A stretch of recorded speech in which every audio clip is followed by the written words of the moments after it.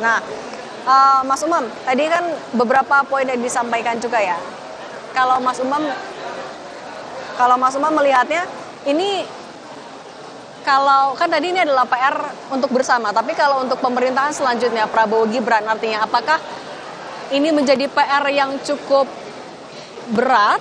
Ini adalah momen pembuktian juga bagi keduanya, untuk Pak Prabowo maupun juga Mas Gibran, untuk ya membuktikan kepada publik bahwa mereka bisa kok untuk membuktikan itu semua. Ya, tentu ini menjadi tugas yang cukup menentukan ya bagi pembuktian pemerintahan baru.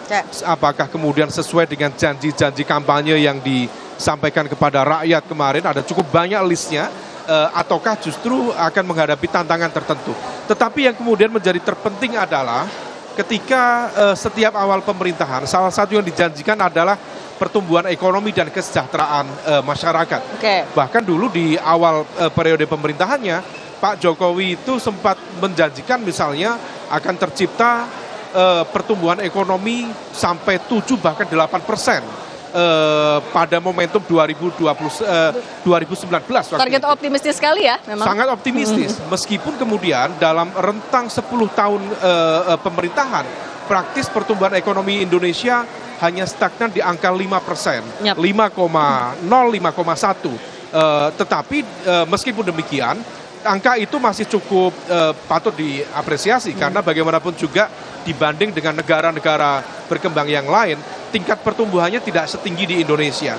Akan tetapi yang menjadi penting untuk menjadikan kontemplasi bersama, apakah angka 5% itu memberikan impact yang signifikan tidak terhadap kesejahteraan masyarakat. Kalau misal kemudian ternyata ekspansi dari kelas menengah bisa meningkat secara signifikan, tentu itu akan menjadi sebuah roda ekonomi yang jauh lebih efektif bagi pertumbuhan ekonomi Indonesia ke depan. Tetapi kalau misal beberapa hari lalu ya, redaksi Kompas sendiri menulis sejumlah pemberitaan termasuk headline yang menyoroti bagaimana di tengah pertumbuhan ekonomi yang tampaknya tinggi, tetapi justru kelas menengah mengalami penurunan. Dan juga ada sisi yang juga mengganggu zona nyaman kelompok kelas menengah ini. Nah, ini yang kemudian perlu diantisipasi bersama. Kalau kelas menengah menghadapi situasi itu, bagaimana masyarakat kelas bawah yang terkategori miskin atau terkategori hampir miskin, yang jumlahnya kalau misal kita menggunakan standar World Bank itu ada sekitar 40% dari total masyarakat Indonesia, atau yang disebut dengan the bottom 40 itu. Nah, ini yang kemudian perlu mendapatkan perhatian lebih dari pemerintahan baru di bawah pemerintahan Prabowo Gibran, supaya kemudian akselerasinya itu lebih tinggi, lebih cepat, dan impactful, bisa dirasakan langsung oleh masyarakat di akar rumput. Oke, dan ini juga bisa kita lihat, artinya nanti kan ya semua kita meyakini juga Pak Jokowi tampaknya akan membicarakan soal keberlanjutan, kemudian juga di nota keuangan nanti ya, pidato penyampaian APBN 2025 juga kan tampaknya ini akan memperlihatkan program-program prioritas di tahun, atau setidaknya di setahun ke depan. Kalau Mas Umam juga melihatnya, artinya apalagi yang perlu dibuktikan oleh pemerintahan ke depannya, terutama mungkin tadi ya indeks demokrasi, kepercayaan publik, kemudian juga soal kebebasan berpendapat dan penegakan hukum. Ya, kalau misal terkait dengan konteks penegakan hukum, lagi-lagi lembaga penegak hukum harus bekerja secara profesional, independen, dengan tingkat netralitas yang terjaga, sehingga kemudian integritas penegakan hukum itu bisa terjaga. Karena kalau misal tidak, ini hanya akan menjadi zona permainan dan juga kontestasi kekuasaan. Nah, ini juga bertalian sebenarnya dengan konteks pembangunan ekonomi secara general. Karena kalau misal kemudian hukum menjadi panglima, maka kemudian lingkungan bisnis, investasi akan jauh lebih optimal, menciptakan lompatan akselerasi dalam konteks pembangunan ekonomi. Tetapi kalau misal tidak, lagi-lagi yang akan kita temukan adalah praktik-praktik korupsi, baik dalam skala kecil maupun dalam skala besar. Baik yang levelnya petty corruption maupun yang levelnya state captured corruption. Nah, ini yang kemudian tergambar ya, bagaimana ease doing business di Indonesia sudah diupayakan oleh pemerintahan Pak Jokowi, tetapi kemudian dalam konteks di lapangan seringkali juga masih ada anomali-anomali yang justru tidak sesuai dengan cita-cita besar dari pemerintahan.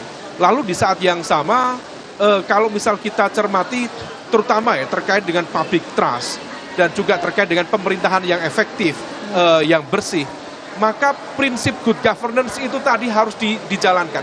Demokrasi adalah hanya alat, tetapi demokrasi itu harus bisa menciptakan tata kelola pemerintahan yang baik. Karena esensi dari pembangunan itu terletak pada konteks tata kelola pemerintahan yang baik, yang transparan, yang akuntabel. Nah, kalau misal kemudian tidak, justru sebaliknya. Nah, kalau misal kita cermati dari sejumlah indeks, misalnya di Corruption Perception Index, justru mengalami situasi yang tidak menentu. Kemarin sempat meningkat, kemudian dalam situasi pandemi dan terjadi eskalasi politik, kemudian dugaan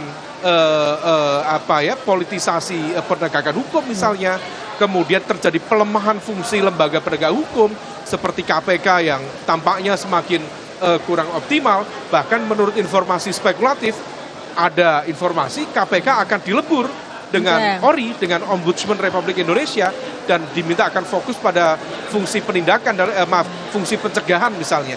Nah, ini semua harus dievaluasi betul.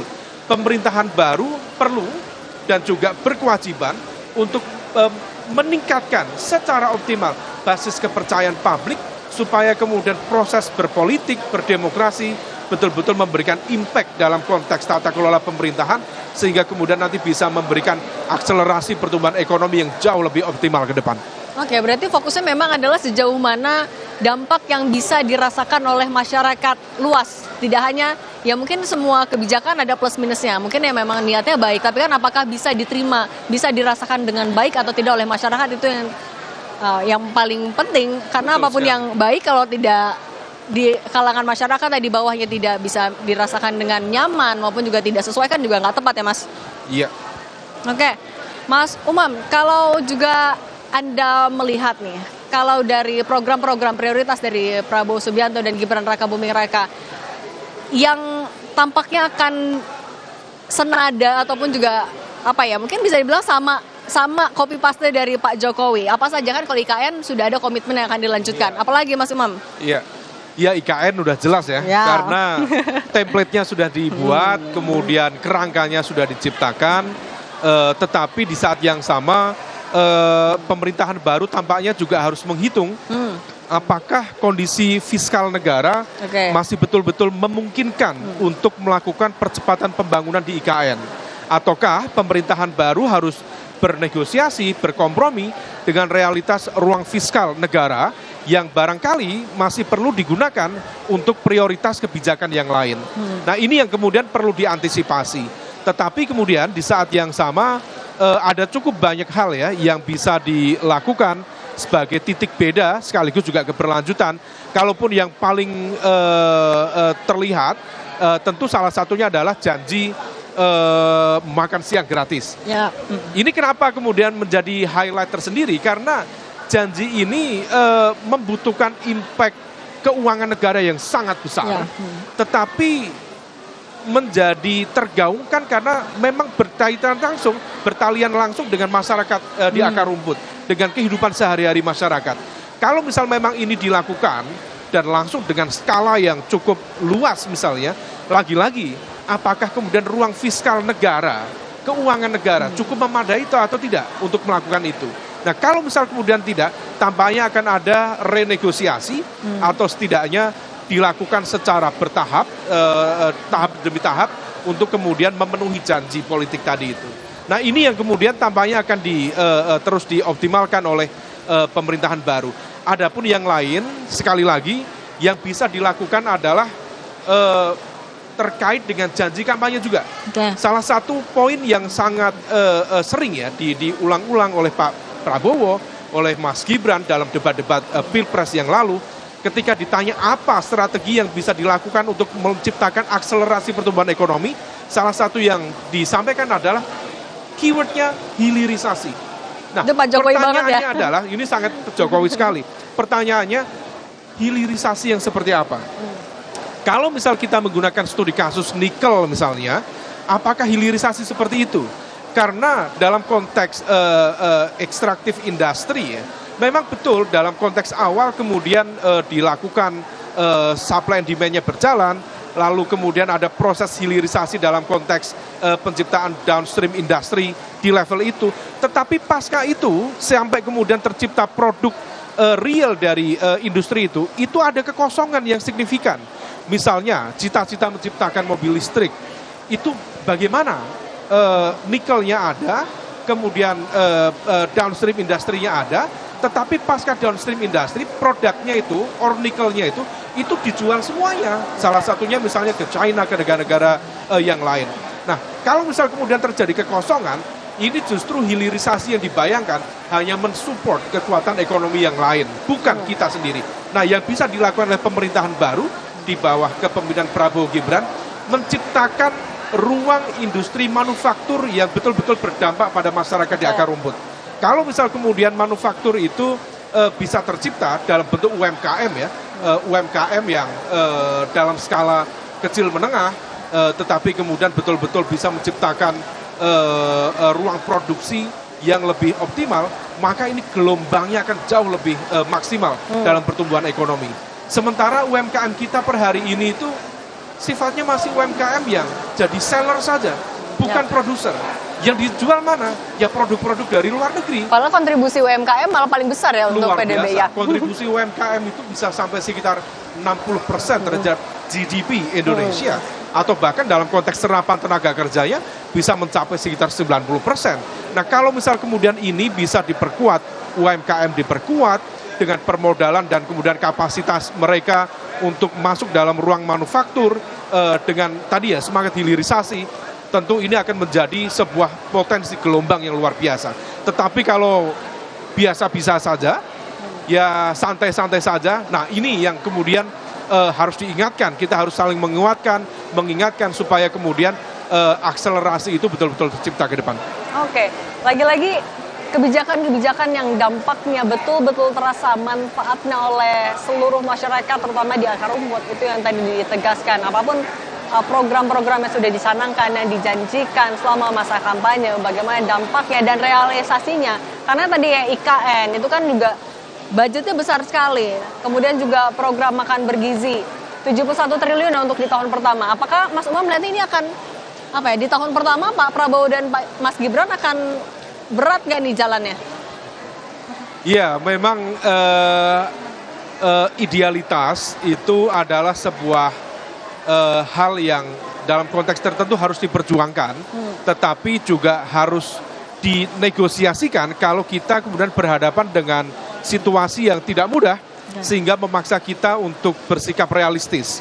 Nah, oleh karena itu, tentu tim ekonomi dari pemerintahan baru nanti, tampaknya juga sudah mulai di set up ya, terbukti dengan masuknya Pak Tommy sebagai Wakil Menteri Keuangan, tentu akan bisa mengobservasi secara optimal apakah misalnya kapasitas keuangan negara atau ruang fiskal kita memungkinkan untuk bermanuver lebih lanjut untuk menjalankan janji-janji kampanye yang kemarin disampaikan. Pembangunan IKN satu hal, kemudian makan siang gratis hal yang lain. Tetapi dalam konteks ini, apakah kemudian kalau opsi menghadirkan resources yang lebih besar, kedua hal itu kemudian akan menciptakan trickle down effect dalam konteks kesejahteraan rakyat, dalam konteks pertumbuhan ekonomi negara atau tidak. Nah, ini harus dihitung betul. Kalau misal kemudian kita memaksakan diri pada hal-hal yang sebenarnya kurang produktif dalam konteks pembangunan ekonomi jangka panjang, justru potensi menciptakan situasi yang tidak optimal dan tidak produktif bagi pembangunan ekonomi negara ke depan. Dan ini